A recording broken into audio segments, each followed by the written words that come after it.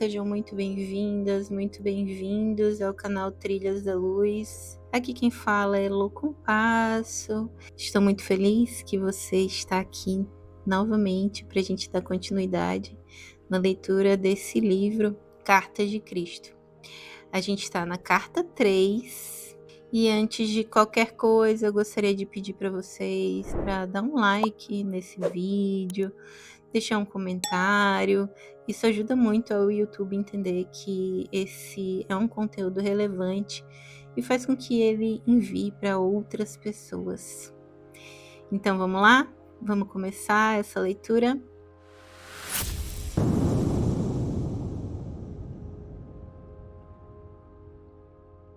Agora escolhi reviver minha vida sobre a terra no personagem de Jesus, entre aspas, através da mente de alguém que recebe minhas palavras.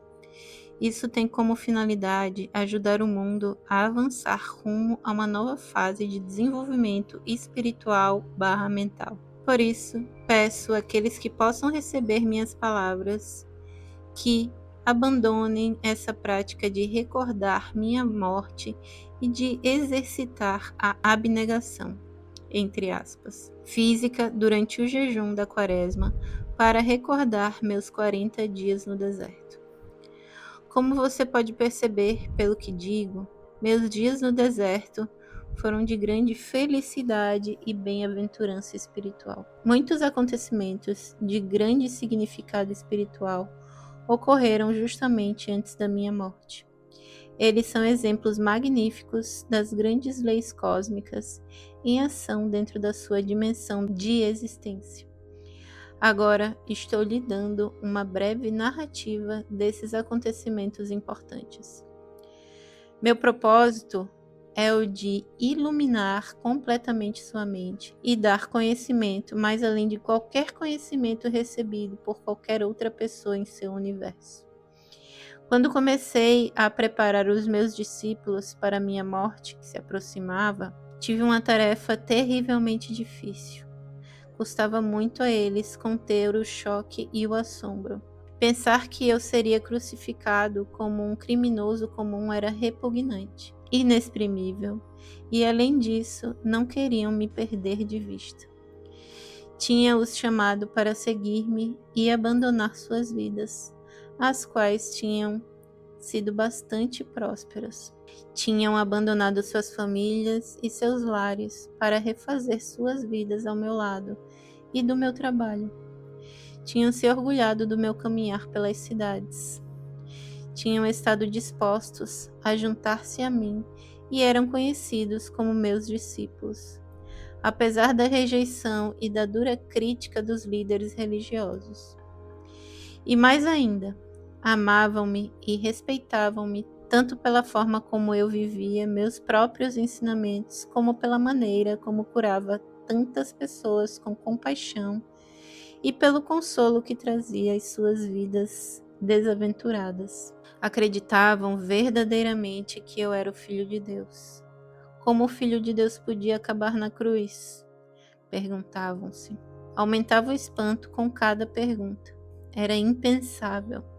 Sentiam que um tremendo vazio se abria diante de suas vidas.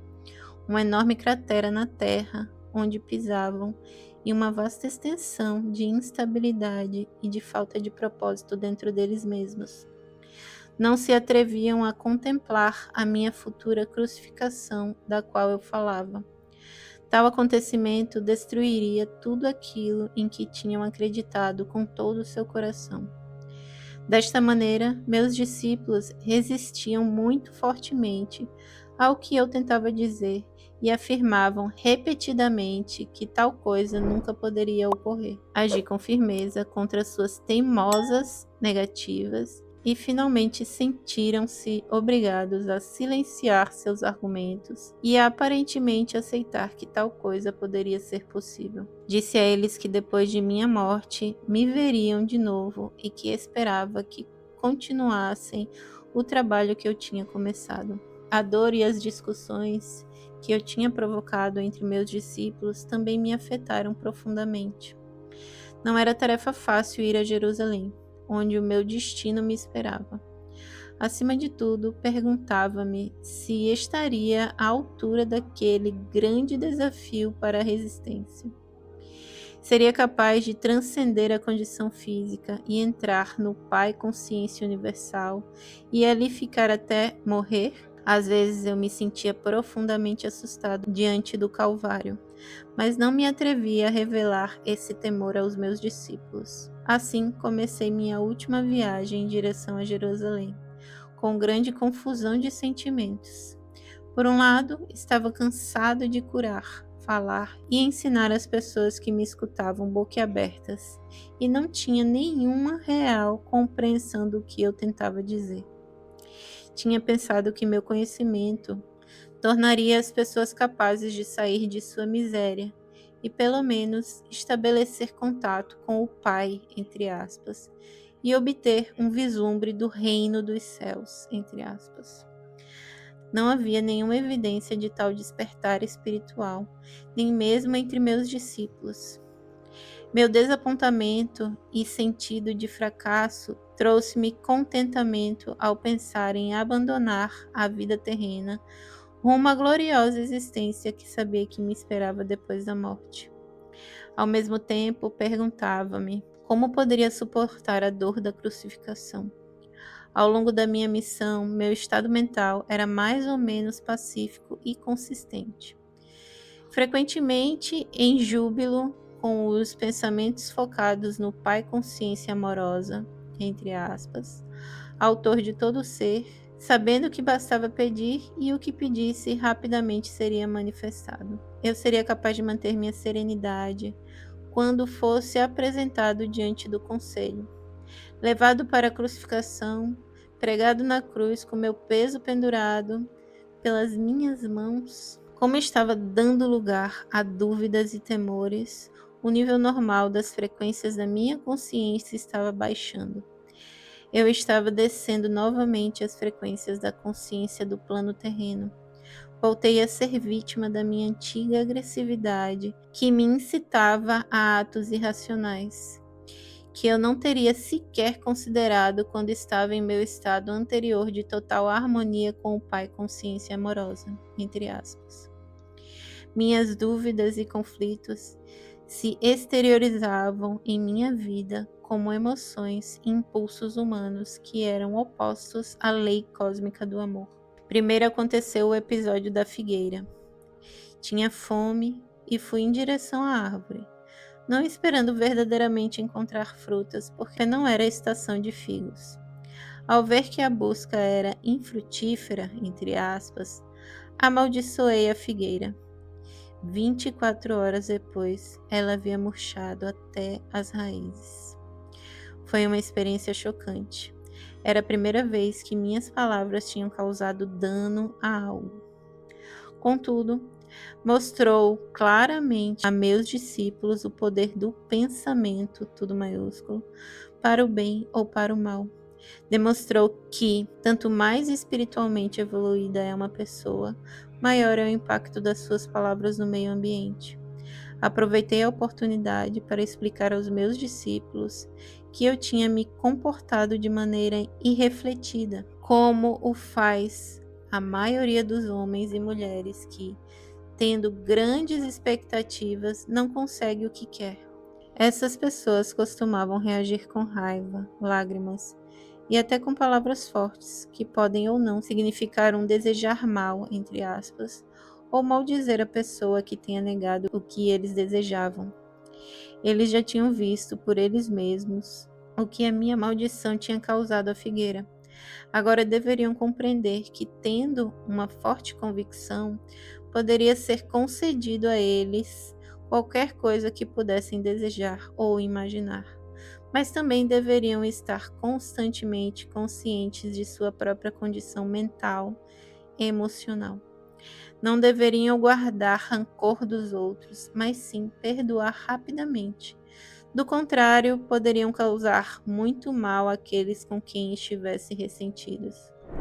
Isso seria devolvido a eles no devido tempo, como a colheita do que semearam.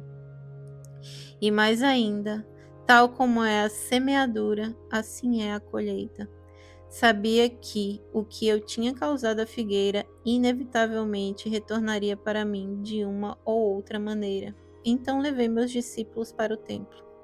Muitos anos tinham se passado desde que eu tinha estado lá, e sabia que minha visita serviria para desencadear os acontecimentos que levariam à minha crucificação. Algumas pessoas me reconheceram e comecei a ensinar em resposta a seus pedidos. Foram se juntando mais pessoas e os agiotas se amontoaram, começando a reclamar. Seus gritos e queixas barulhentos interromperam a linha do meu pensamento enquanto ensinava. De repente, a cólera tomou conta de mim.